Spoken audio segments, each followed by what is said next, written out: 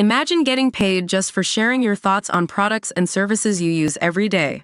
With Survey Junkie, it's that simple. Click on the link in the video description to discover how you can start earning today by taking surveys. IT's all so quiet. Just the way I like it. My husband is out. It's pouring, so no one is mowing, the only thing that ever breaches the peace around here, and even the birds are taking a rain check. I can hear my own breathing, hear myself think. But what I'm thinking is it too quiet? I craved quiet for so long. For 30 years, actually, since my first year at university. I was living with 3 others who did an entirely normal amount of partying, dancing, and shagging. But I was quietly falling apart, and hearing all that ordinary, raucous life made me feel desperately sad and out of control. Since then, I've passed through shared accommodation where I was the weird 21-year-old knocking on doors in my pajamas to ask neighbors to turn their music down, city blocks where you knew exactly what everyone was watching on TV, a street frequented by 5 a.m. glass recycling lorries, and, for a particularly challenging time, a house next to a family of brass instrumentalists. It all spawned an obsession with avoiding noise that eventually brought us to this quiet cocoon in this peaceful suburb. It's a privilege I'm intensely grateful for, and privilege is the word. The pernicious effects of noise pollution, estimated to cause 12,000 premature deaths a year in the EU alone, disproportionately affects low-income areas. You really can buy silence. But recently, the volume on my life has been turned down still further. For a start, my sons moved out, radically paring back the domestic soundscape. No more background burble of Netflix and podcasts, slammed doors, or clattering, sizzling cooking experiments. Our chats are scheduled now.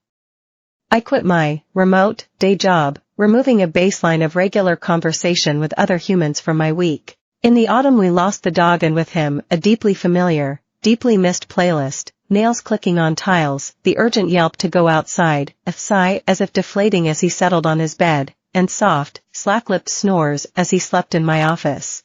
Then, and this made me sadder than it should in this world, when I was away in February, foxes took 5 of my 6 hens. I loved those little girls with all my heart, and I loved the oral landscape they created in the garden, conversational clucks, excitable snack rivalry, contented purrs, truly, the triumphant announcement of an egg. You can't keep a hen solo, so a kind friend welcomed the survivor into her own flock. I'll get more, eventually, but my heart is too bruised, and the fox is too hungry. So here I am, leading my quietest possible life.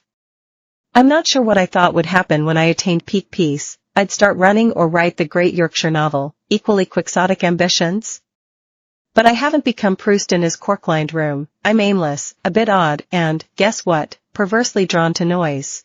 I'm addicted to the Merlin Birdsong app, parsing every chirp and trill of avian drama in our postcode, often catching myself explaining something a goldfinch did to my patient husband like a Minecraft-obsessed child. I should probably stop doing that. If I bore him away, I'll be in real trouble. I talk to plants and domestic appliances, waylay the postman, and clumsily compliment strangers in the street on their gardens, dogs, or coats. Like Marnie, the solitary heroine of David Nichols' new novel You Are Here, I have ample quiet reading time now. I make little sounds that aren't quite language as I potter round.